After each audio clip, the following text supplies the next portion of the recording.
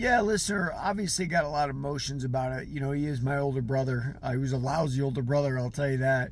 I think if my brother had changed, he would have contacted me when he got out. Hey, thanks for getting me before Congress. Said it's the same BS, you know, dead silence, don't tell Derek anything, trying to keep me in the dark.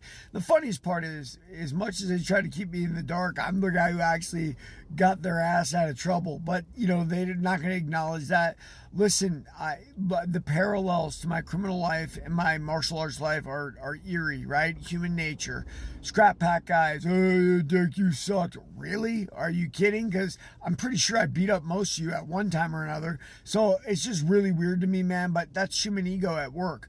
As my brother changed? Obviously not. I think he would have reached out if he did. Does he have kids? No. The reason, too selfish. He said it outright himself.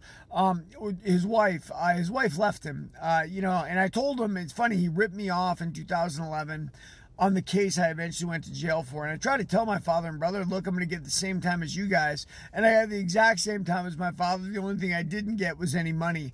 And I told my brother at the time I was angry, I said, you know, your wife's going to divorce you when you go to jail. He said something crazy like, oh, at least she married me, or like nobody would marry me or something. But I was single because, quite honestly, in that lifestyle, when you're living a criminal life, you want to be single. Well, what's the point of having kids and getting married when you know one day they're going to knock on the door and take everything? And for that matter, I don't know why my brother had a mansion in Beverly Hills, a luxury apartment in New York. What for? Well, why spend money on those things when they're going to come in and take it?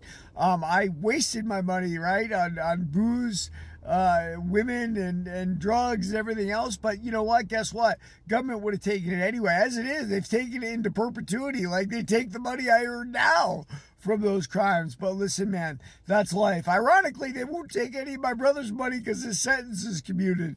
So yeah, listen, I stopped doing my crime TikTok because it was all bad feelings. You know, I'd have, mafiosos on there go, you were with us, and all that human BS of like, yeah, it's not real. And the funniest part to me is I was telling it real, how it is, how life is right now, and guys are still living in the past. Like some of those guys that say that really feel it, they really mean it, but they're so delusional they don't even know what organized crime is today, or they're at such a low level they can't see the skyscraper that's in front of them. But that's okay, man. Look, I did my part. I wrote my book.